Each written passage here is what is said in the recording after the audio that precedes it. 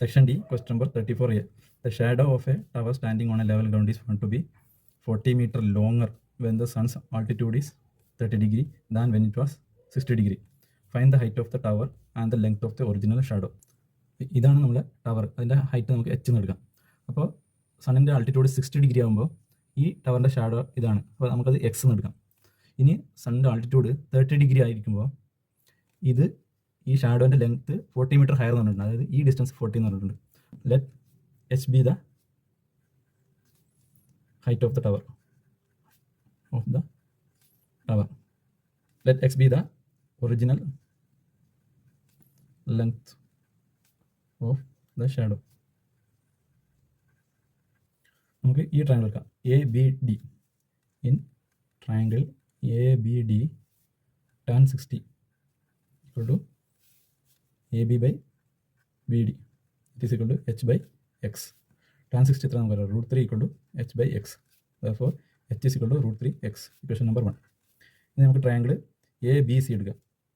In triangle A B C tan 30 equal to A B divide by B C that is equal to H by B C equal to X plus 40. X plus 40 എന്ന് പറയും. tan 30 എന്ന് പറഞ്ഞാൽ 1/√3 ആണ്. H by 40 plus x. Therefore h നമുക്ക് എത്രയാണെന്ന് അറിയാം? √3x എന്നറിയാം. That is equal to √3x divide by 40 plus x from equation 1.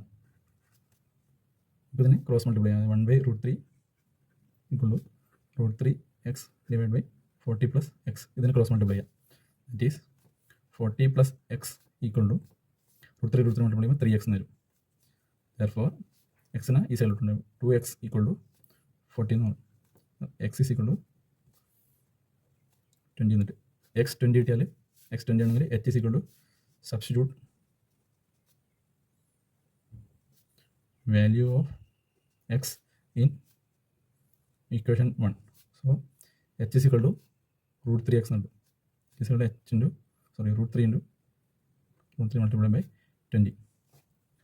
√3 1.73 multiplied by 20. That is equal to 34.6 meter. H is equal to 34.6 meter.